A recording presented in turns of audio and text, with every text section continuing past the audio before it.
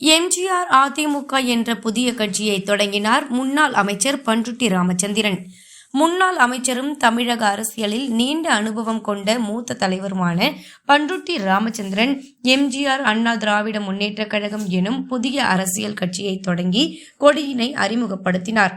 இது தொடர்பான செய்தியாளர் சந்திப்பு சென்னை நுங்கம்பாக்கத்தில் உள்ள தனியார் நட்சத்திர விடுதியில் நடைபெற்றது.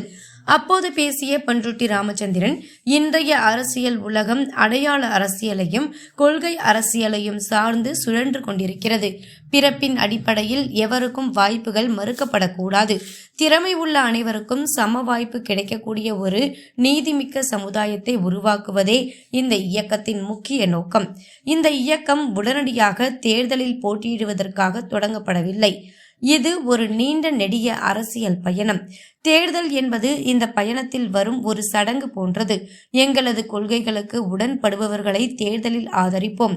அரசியல் என்பது இன்று வணிகமாகிவிட்டது என்றும் நாங்கள் அதை மாற்றி அறவழியில் பயணிக்க விரும்புகிறோம். முன்னாள் முதல்வர் ஓ பன்னீர்செல்வம் அந்த அத்தியாயம் முடிந்துவிட்டது. தனிப்பட்ட நபருக்காக அரசியலில் வாழ்நாளை வீணாக்க முடியாது. அரசியல் என்பது மக்களுக்கானது.